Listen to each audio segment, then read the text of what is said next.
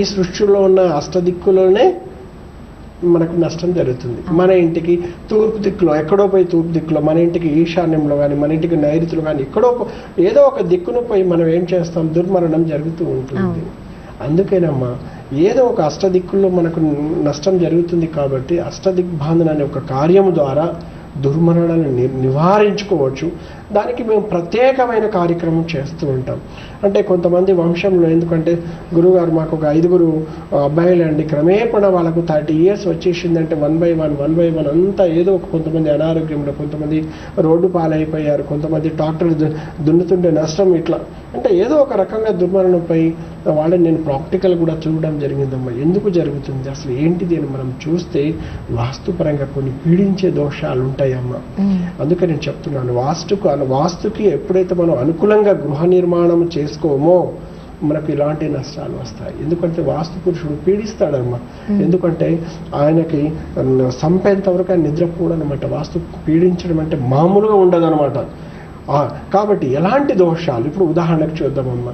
ఉత్తర దిక్కున మొత్తం కుబేర స్థానం మొత్తం కప్పేసి ఉన్నాననుకోండి, కానీ దక్షిణ దిక్కు ఖాళీగా ఉన్నప్పుడు కూడా దుర్మరణాలు జరుగుతుంటాయి.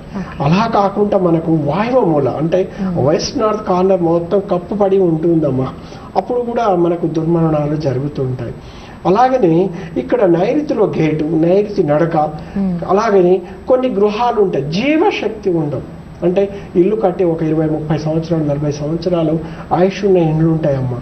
అంటే అవి యజమానికి ఒక ప్రమాదం నుంచి కాపాడుకోలేకపోతూ ఉంటాయి అన్నమాట.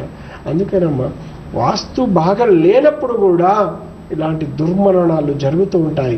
ఈ దుర్మరణాలని నివారించుకోవడానికి వాళ్ళ ఇంటికి మేము చాలా మందికి ఇంటికి నేను వెళ్ళి చూస్తానమ్మా, ఎక్కడి నుంచి ఈ దోషం ఉన్నది, ఎందుకు జరిగినది అని పరిశీలించాను.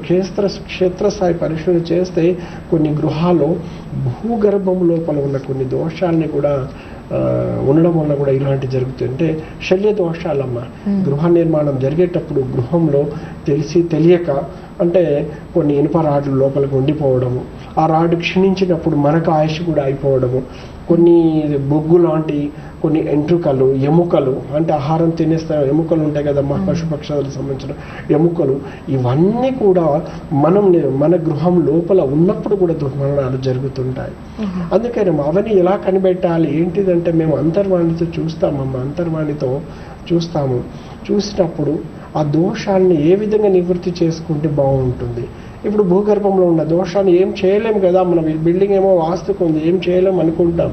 అందుకేనమ్మా భూగర్భము లోపల ఉంటే క్షేత్రస్థాయి లోపల అంటే అమ్మా మన దర్వాజా కింది లెవెల్ నుంచి 8 అడుగుల వరకు మనకు క్షీణించే పదార్థాలు, అంటే ఉదాహరణకు కొన్ని ఇటుకలు వేసి ఇల్లు నిర్మాణం చేసుకుంటాం.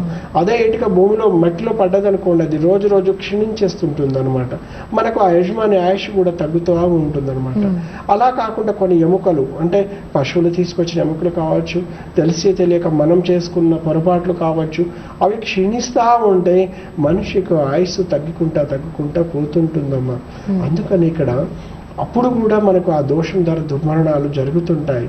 ఇలాంటి దుర్మరణాలన్నీ గృహం నుంచి వాస్తు మనకు పీడించకుండా, అంటే మా వంశానికి ఇలాంటి దోషం లేకుండా కూడా మహా అష్టదిగ్బంధన ద్వారా ఆ దోషాన్ని కంట్రోల్ చేసుకోవచ్చమ్మా. ఎందుకు అంటే అన్ఎక్స్పెక్టెడ్ యాక్సిడెంట్స్, రోడ్ యాక్సిడెంట్స్ కాకుండా కూడా కొన్ని దోషాన్ని మనం నివృత్తి చేసుకోవచ్చు.